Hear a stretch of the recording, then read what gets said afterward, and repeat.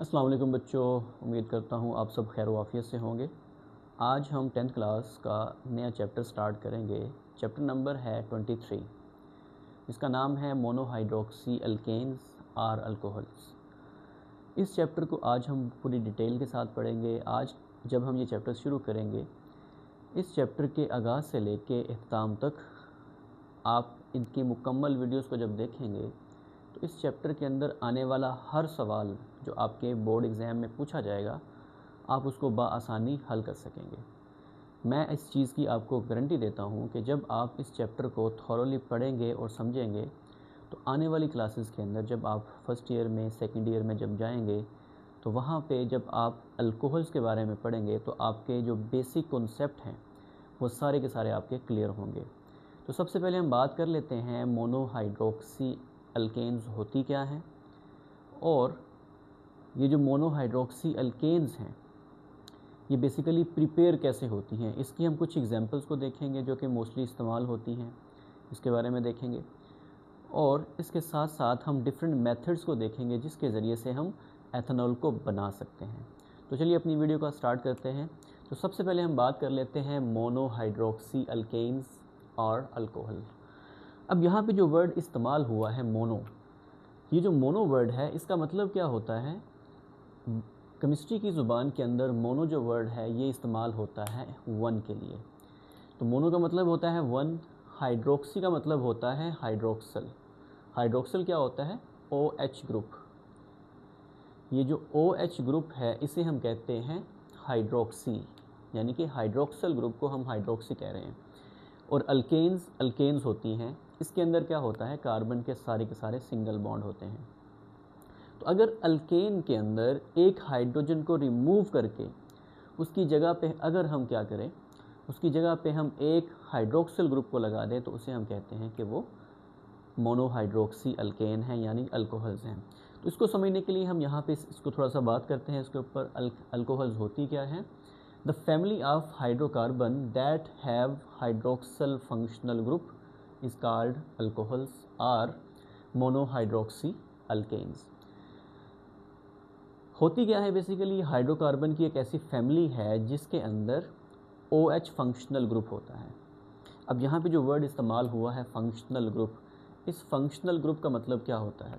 Functional group क्या होता है? बेसिकली ये एटम या फिर ग्रुप ऑफ एटम होगा किसी भी एक ऑर्गेनिक कंपाउंड के साथ, जिसकी वजह से वो पूरे के पूरे ऑर्गेनिक कंपाउंड के अंदर कुछ करेक्टरिस्टिक्स जो हैं वो शो होंगी, उसे हम कहते हैं कि ये फंक्शनल ग्रुप है। जैसे मिसाल के तौर पर यहाँ पे जो OH है यह हाइड्रोक्सल ग्रुप, अगर किसी भी अल्केन के साथ हाइड्रोक्सल ग्रुप लगा हुआ होगा तो वो ये इंडिकेट करेगा ये अल्कोहल है। जैसे मिसाल के तौर पर सिंपल सी अल्केन यहाँ पे थी, यहाँ पे था CH4।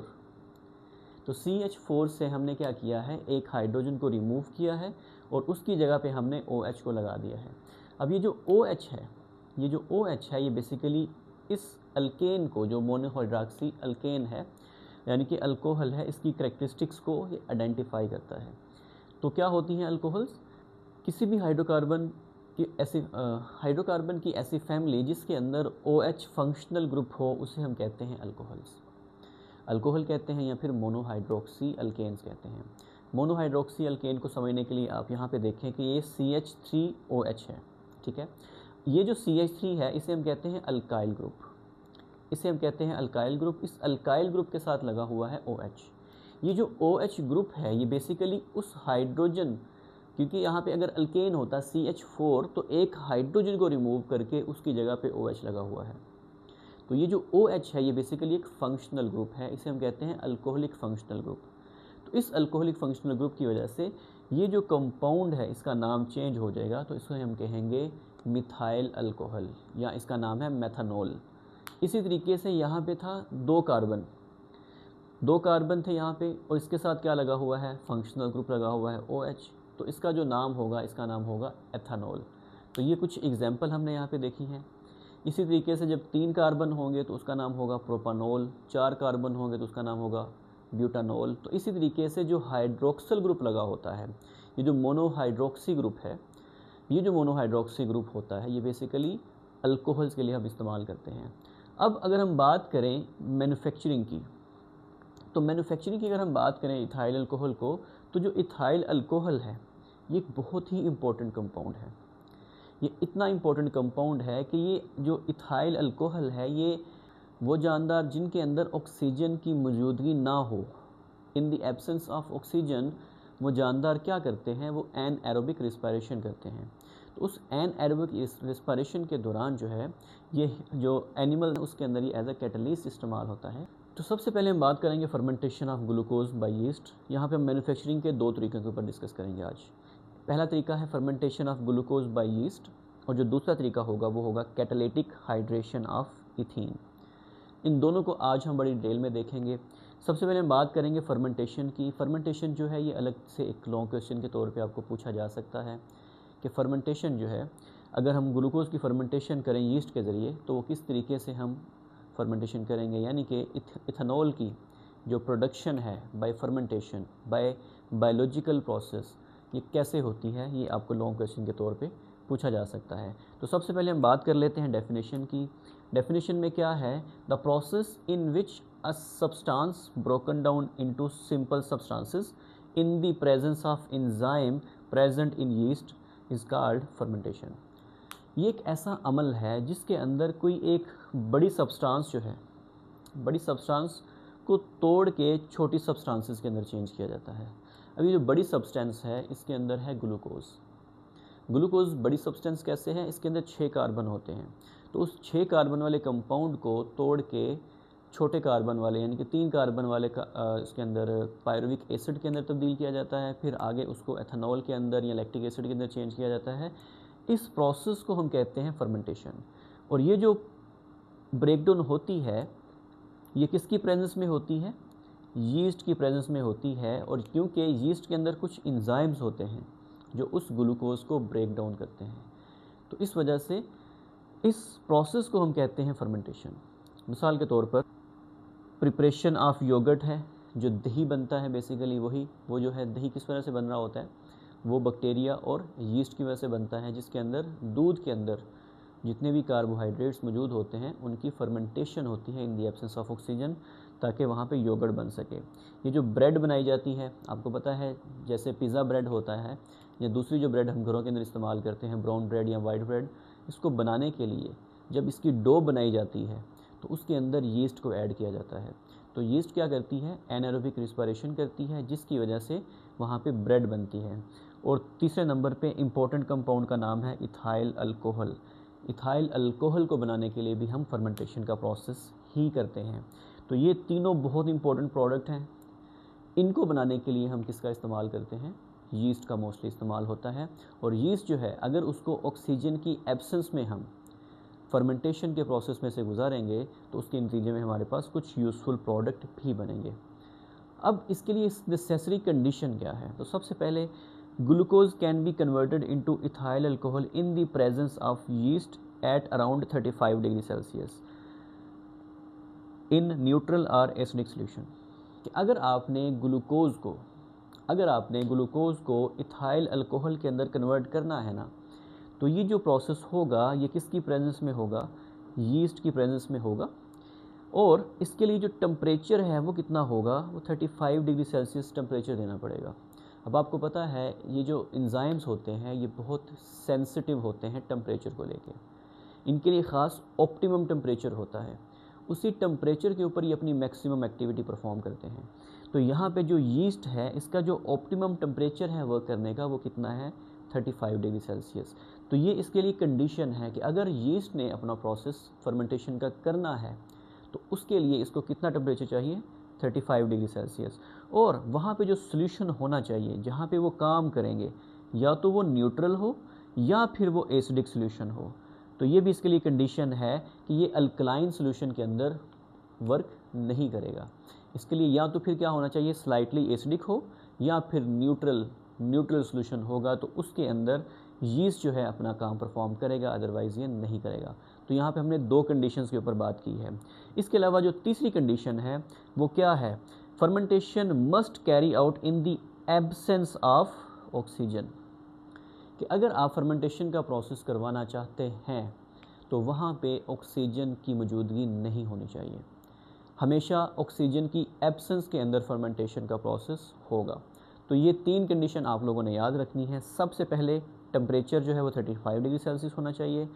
जिस सोल्यूशन के अंदर फर्मेंटेशन होगी वहाँ पे जो इन्वायरमेंट है या तो न्यूट्रल हो या फिर स्लाइटली एसिडिक हो। और तीसरे नंबर पे in the absence of oxygen he fermentation का प्रोसेस होगा, अदरवाइज फर्मेंटेशन का प्रोसेस नहीं होगा। तो ये 3 कंडीशन जो है ये आप लोगों ने याद रखनी है। अब हम बात करते हैं यीस्ट की। अब मैं बार बार यहाँ पे बात तो कर रहा हूँ यीस्ट। अब यीस्ट है क्या बेसिकली? यीस्ट जो है ये बेसिकली हमारे पास एक फंगस होती है और इसके अंदर ऐसे इंजाइम्स होते हैं जो कि काम करते हैं एज अ कैटलिस्ट फर्मेंटेशन को प्रोसीड करने के लिए। तो ये एक बहुत इम्पोर्टेंट एक हमारे पास फंगस है और इसके जो इंजाइम्स हैं ये हम बहुत ज़्यादा इस्तेमाल करते हैं अपनी डेयरी इंडस्ट्री के अंदर और ब्रूइंग इंडस्ट्री के अंदर। तो वहाँ पे इसको बहुत ज़्यादा इस्तेमाल किया जाता है। जितनी भी आप ये बेवरेजेस देखते हैं, जितनी भी आप ब्रेड्स देखते हैं, जितना भी ये चीज़ निकलता है, योगर्ट है, इन सब को बनाने के लिए यीस्ट एक बहुत ही इम्पोर्टेंट हमारे पास एक ऐसा माइक्रो ऑर्गेनिज़म है जिसके अंदर ऐसे एंजाइम्स होते हैं जो कि दूध के अंदर जितने भी कार्बोहाइड्रेट्स हैं उसकी फर्मेंटेशन के लिए बहुत इंपॉर्टेंट होते हैं। तो यीस्ट के बारे में आप लोगों ने याद रखना है कि यीस्ट जो है एक ऐसा हमारे पास माइक्रो ऑर्गेनिज़म होता है जिसके अंदर एंजाइम्स मौजूद होते हैं जो कि एज अ कैटलिस्ट इस्तेमाल करते होते हैं फर्मेंटेशन के प्रोसेस के अंदर। उसके बाद अगर हम बात करें फर्मेंटेशन होती किस तरीके से है, तो क्या होगा, आपके पास अगर ग्लूकोज है, आपके पास अगर ग्लूकोज है, ये आपके पास ग्लूकोज है, ठीक है। तो ग्लूकोज जो है अगर आप इसको यीस्ट की प्रेजेंस में 35 डिग्री सेल्सियस के ऊपर इसको अगर आप फर्मेंटेशन करवाएंगे इन दी एब्सेंस ऑफ ऑक्सीजन, तो ये जो ग्लूकोज है ये किस में चेंज हो जाएगा, ये एथेनॉल के अंदर चेंज हो जाएगा। इसका नाम है एथेनॉल। ये एथेनॉल के अंदर चेंज हो जाएगा और इसमें से कार्बन डाइऑक्साइड जो है वो भी साथ बनेगी। अब ये जो कार्बन डाइऑक्साइड गैस यहाँ बनी है, this carbon dioxide gas come out of reaction living behind ethanol and water. अब होगा क्या, ये गैस होती है कार्बन डाइऑक्साइड, जैसे ही यहाँ पे कार्बन डाइऑक्साइड गैस बनेगी ये इमीडिएटली यहाँ से स्केप कर जाएगी। जब यहाँ से ये स्केप कर जाएगी, पीछे जो है आपके पास एथेनॉल बचेगी और साथ में वाटर बचेगा। तो ये MCQs के तौर पे पूछा जा सकता है कि जब फर्मेंटेशन का प्रोसेस होता है तो फर्मेंटेशन के प्रोसेस के दौरान जब यीस्ट फर्मेंटेशन करती है तो जो मिक्सचर मौजूद होता है हमारे पास कार्बन डाइऑक्साइड के निकल जाने के बाद, वो किसका होता है, तो वो 2 चीज़ों का मिक्सचर होता है, वो वाटर का और एथेनॉल का मिक्सचर होता है। तो ये आप लोगों ने बात याद रखनी है एज MCQs। अब हम बात करते हैं what is the effect of temperature on fermentation, कि टेम्परेचर जो है किस तरीके से असरअंदाज होता है फर्मेंटेशन के प्रोसेस के ऊपर। तो जैसे हमने बात की है, यीस्ट को काम करने के लिए ऑप्टिमम टेम्परेचर चाहिए होता है। अब वो ऑप्टिमम टेम्परेचर कितना है, वो ऑप्टिमम टेम्परेचर है 35 डिग्री सेल्सियस। अगर टेम्परेचर 35 से कम होता है तो जैसे आप जानते हैं इंजाइम्स की जो बेसिक करेक्टरिस्टिक्स होती हैं कि अगर इंजाइम ऑप्टिमम टेम्परेचर से अगर टेम्परेचर नीचे है इंजाइम का तो उसकी जो एक्टिविटी है वो कम हो जाती है, और अगर उसका टेम्परेचर जो है वो 35 से ऊपर चला जाता है तो इंजाइम डीनेचुरेशन की तरफ चला जाता है, यानी कि वो एक्टिव नहीं रहता बल्कि इनएक्टिव स्टेज में चला जाता है, या उसकी जो ग्लोबुलर स्ट्रक्चर होती है वही लॉस्ट हो जाती है। तो यहाँ पे हम टेम्परेचर की बात करते हैं। The temperature of process must be kept around 35 degree Celsius. तो इस प्रोसेस के लिए जो टेम्परेचर है वो कितना होना चाहिए, वो 35 डिग्री सेल्सियस तक ही होना चाहिए। अगर ये 35 डिग्री सेल्सियस है then you will get the maximum yield of the product, तब आपको मैक्सिमम यील्ड मिलेगी उस प्रोडक्ट की, अदरवाइज आपको मैक्सिमम यील्ड नहीं मिलेगी। Low temperature decrease the rate of reaction. Temperature अगर कम होगा तो जो रेट ऑफ रिएक्शन है, यानी कि रिएक्शन की जो रफ्तार है, प्रोडक्ट जो आगे बन रहे थे वो क्या हो जाएगी, डिक्रीज़ हो जाएगी। और अगर आप टेम्परेचर को हाई कर देते हैं 35 डिग्री सेल्सियस से, तो जो इंजाइम है वो इनएक्टिव हो जाएगा एनएरोबिक कंडीशंस के ऊपर। कि एनएरोबिक कंडीशन जब उसे मिलेंगी, जब उसके अंदर ऑक्सीजन ऑलरेडी मौजूद नहीं है, ऑक्सीजन की एब्सेंस में वो काम कर रहा है, और आप 35 डिग्री सेल्सियस से ऊपर जाएंगे तो क्या होगा, इंजाइम्स की जो ग्लोबुलर स्ट्रक्चर होगी वो लॉस्ट होना शुरू हो जाएगी, और जब वो लॉस्ट होना शुरू हो जाती है तो इंजाइम इनएक्टिव हो जाता है, तो फिर हमारा फर्मेंटेशन का प्रोसेस वहीं पे स्लो डाउन हो जाता है। तो ये टेम्परेचर का इफेक्ट आप लोगों ने याद रखना है, ये शॉर्ट क्वेश्चन के तौर पे पूछा जा सकता है कि what is the effect of temperature on enzyme activity of yeast, या what is the effect of temperature on fermentation of glucose. तो इसके अंदर आप ये चीज़ बता सकते हैं। अब उसके बाद हम बात करते हैं why oxygen is excluded during the fermentation. अब फर्मेंटेशन के दौरान हम ऑक्सीजन को क्यों यहाँ से एक्सक्लूड करते हैं, बाहर मतलब अलहदा रखते हैं, ये बहुत इंपॉर्टेंट है। ऑक्सीजन अगर मौजूद होगी, अगर वहाँ पे ऑक्सीजन मौजूद होगी तो क्या होगा, ऑक्सीजन जो है अगर वहाँ मौजूद होगी तो जब ग्लूकोज को कन्वर्ट किया जाता है एथेनॉल के अंदर, तो एथेनॉल जो है वो दोबारा से ऑक्सीजन की प्रेजेंस में जब रिएक्शन करेगी तो वो किस में चेंज हो जाएगी, एथेनोइक एसिड के अंदर चेंज हो जाएगी। और एथेनोइक एसिड जो होता है ये हमारी डिज़ायर्ड प्रोडक्ट नहीं होती, तो ये एज़ आप कह सकते हैं कि वहाँ पे इम्प्योरिटी के तौर पे बनना शुरू हो जाएगी। लेकिन अगर वहाँ पे ऑक्सीजन नहीं है, अगर ऑक्सीजन ना होने की वजह से फिर जो है हमारी एथेनॉल ही बनेगी, और इसकी वजह से क्या होगा, हमारा एथेनोइक एसिड नहीं बनेगा। उसके बाद अगर हम बात करें एथेनॉल की, अब होगा क्या, अब जो एथेनॉल है जैसे जैसे उस जगह पे, जिस जगह पे फर्मेंटेशन हो रही है, तो क्या करेंगी यीस्ट क्या करेगी, जितनी भी वहाँ पे ग्लूकोज होगी उसको किस में वो चेंज कर रहे होंगे, एथेनॉल के अंदर। अब जैसे जैसे एथेनॉल बढ़ती जाएगी ना, तो ये यीस्ट के लिए टॉक्सिक होना शुरू हो जाती है, ये यीस्ट के लिए टॉक्सिक होना शुरू हो जाती है। Ethanol is toxic to yeast at high concentration. तो जैसे जैसे इसकी मकदार बढ़ती जाएगी तो क्या होगा, ये यीस्ट के लिए टॉक्सिक होना शुरू हो जाएगी।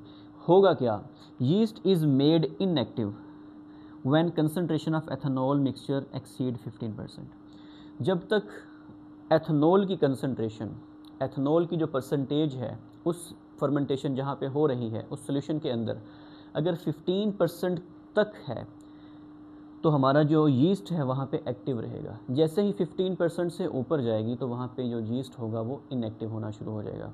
तो ये आप लोगों ने याद रखना ही है यहाँ पे बात, कि जो हम फर्मेंटेशन के थ्रू जो हम यीस्ट के ज़रिए से फर्मेंटेशन करवाते हैं, इससे जो हमें एथेनॉल हासिल होती है वो तकरीबन 15% तक हमारे पास प्योर होती है, बाकी उसके अंदर इम्प्योरिटीज़ होती हैं।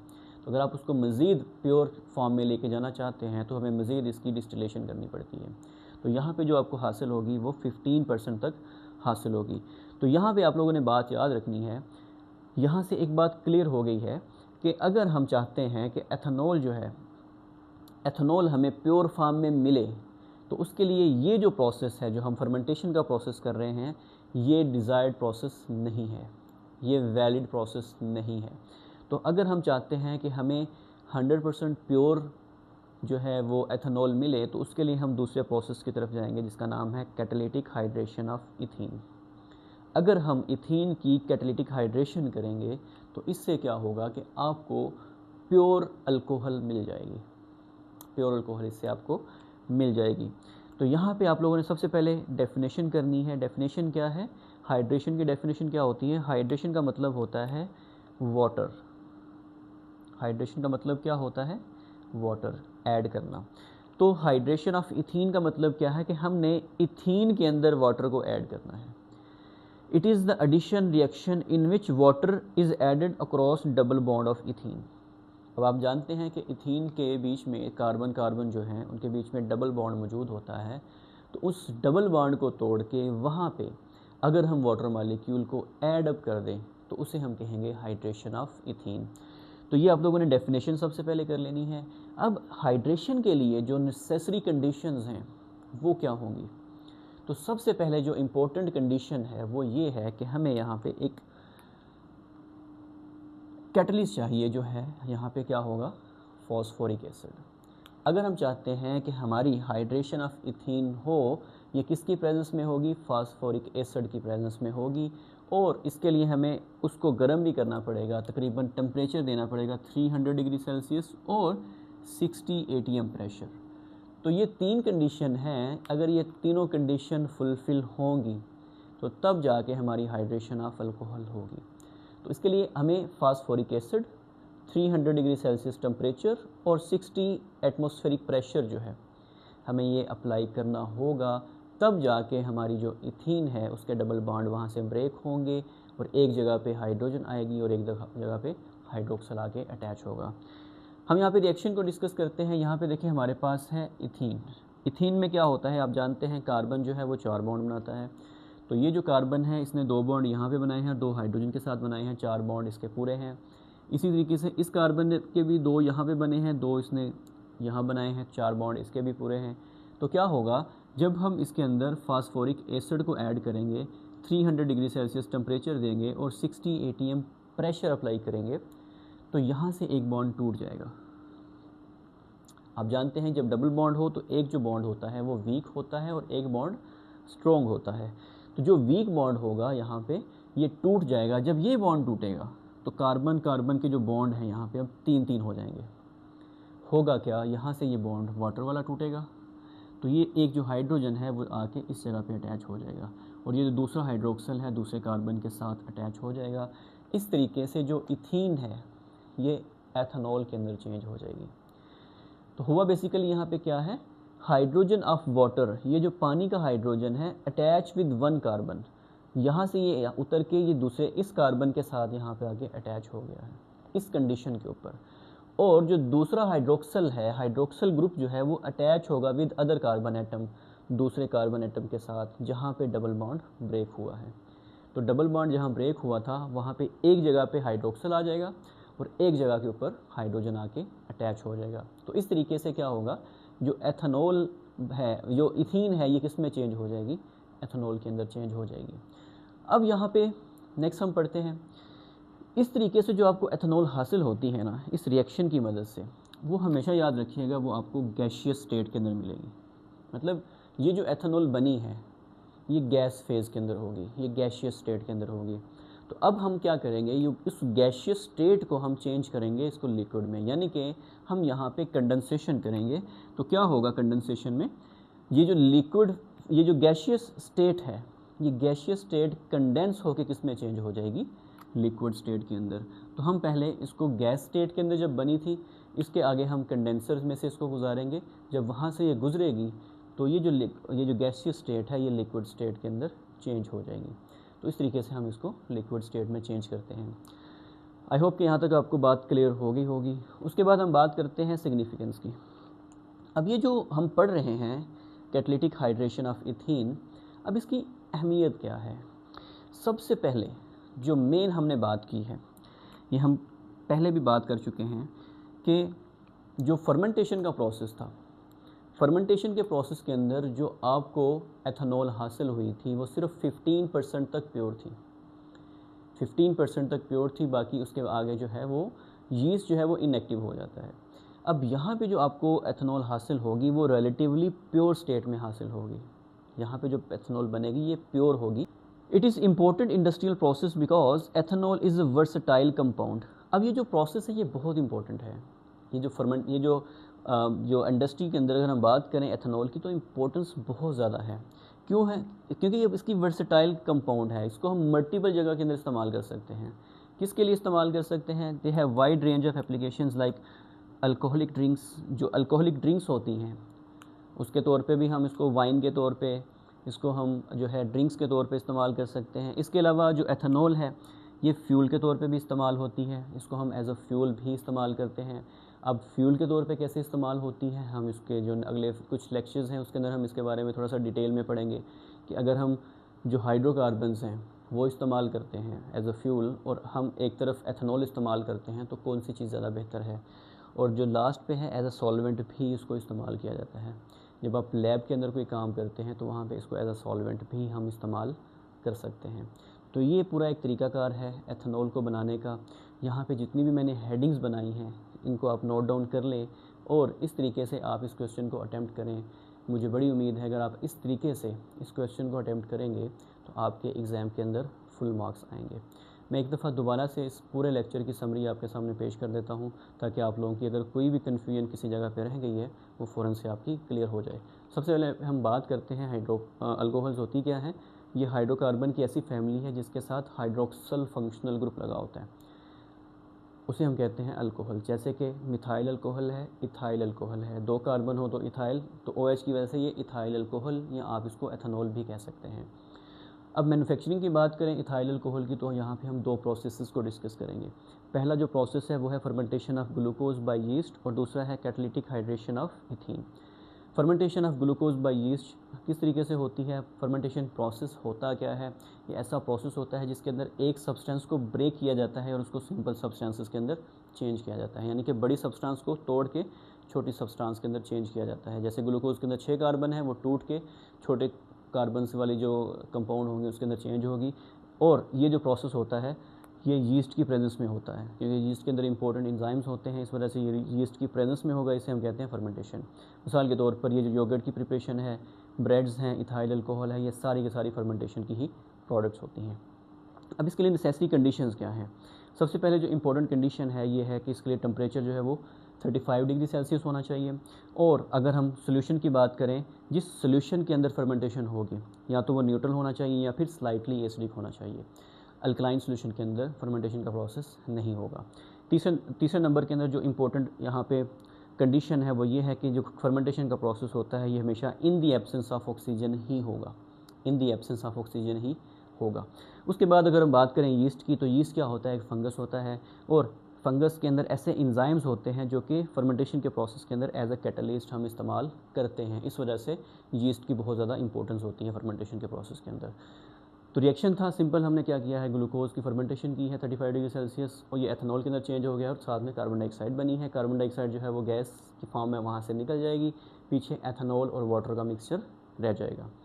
टेम्परेचर का इफेक्ट क्या होता है, जैसे आप जानते हैं हर एंजाइम जो है वो टेम्परेचर स्पेसिफिक होता है, एक ख़ास टेम्परेचर के ऊपर काम करता है मैक्सिमम एक्टिविटी। अगर टेम्परेचर उतना हो तो वो मैक्सिमम प्रोडक्ट देगा, टेम्परेचर अगर कम होगा एक्टिविटी कम हो जाएगी, टेम्परेचर अगर ज़्यादा होगा तो एक्टिविटी जो है वो बिल्कुल ख़त्म होना शुरू हो जाएगी, क्योंकि एंजाइम जो है वो इनएक्टिव होना शुरू हो जाता है और उसकी जो ग्लोबुलर स्ट्रक्चर होती है वो भी लॉस्ट हो जाती है। उसके बाद टेम्परेचर की हम बात, ऑक्सीजन की बात करें तो फर्मेंटेशन प्रोसेस के अंदर ऑक्सीजन को एक्सक्लूड क्यों किया जाता है, क्योंकि फर्मेंटेशन के प्रोसेस के अंदर जो है हम ग्लूकोज को एथेनॉल के अंदर चेंज करते हैं, ठीक है, और अगर वहाँ पे ऑक्सीजन मौजूद होगी तो क्या होगा, वो जो एथेनॉल है वो किस में चेंज हो जाएगी, एथेनोइक एसिड के अंदर चेंज हो जाएगी, जो कि हमारा डिज़ायर्ड प्रोडक्ट नहीं है। इस वजह से हम वहाँ से ऑक्सीजन को एक्सक्लूड कर देते हैं।